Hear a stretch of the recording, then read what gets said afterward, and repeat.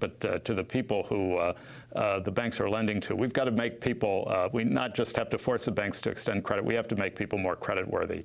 And one of the ways of doing that and encouraging future-oriented thinking is, I believe, for the president and the administration right now, to make a big point about promising people that if they work for a living in this country, they will get a decent public pension to live on when they retire. So instead of cutting back on entitlements or and all the veiled sounds coming out of Washington are to that extent, I would increase the replacement rate of Social Security from our very low level now, which is something like 40% on average, to the amount that other developed countries pay on average, according to the OECD, which is closer to 2/3 of working income. And where do you see the labor movement today under an Obama administration and the Employee Free Choice Act, which I think the large corporations this week, Starbucks and Costco and Walmart, are joining together to launch a massive advertising campaign against?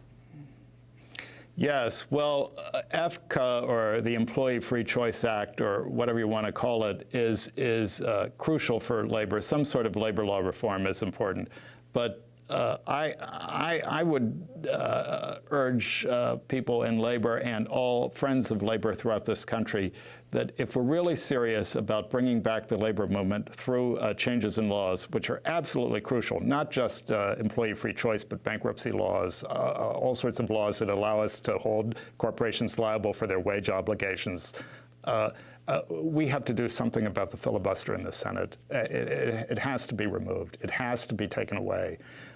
It's destroyed the labor movement over and over. Labor laws have gone down the drain because of the filibuster. As long as that's in place, we're going to have a country that is on warp speed.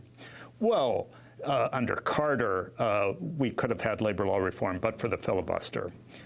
Passed the House, got majority in the Senate, went down the drain because of the filibuster. Under Clinton, we could have had labor law reform, but for the filibuster. Passed the House, got a majority in the Senate, went down the drain because of the filibuster.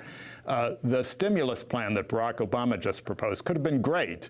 It went down the drain because of the filibuster. We had to negotiate. It got through, but it got negotiated away. The same is going to happen with the Employee Free Choice Act. Until you move to a Senate that is more majoritarian, the reality is that you're going to be in a situation where you have a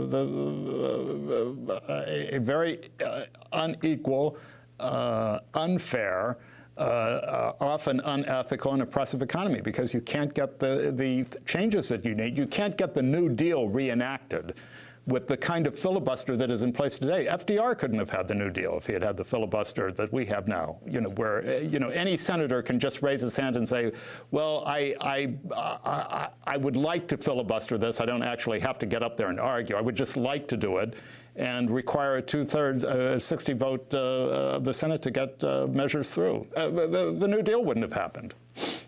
Well, I want to thank you very much for being with us. Thomas Geoghegan, Chicago-based lawyer. His piece is called Infinite Debt in the latest issue of Harper's. And when I talked about the Employee Free Choice Act, the groups that are joining together in a joint advertising campaign are Costco, Whole Foods, and Starbucks. So Walmart is also opposed to EFCA.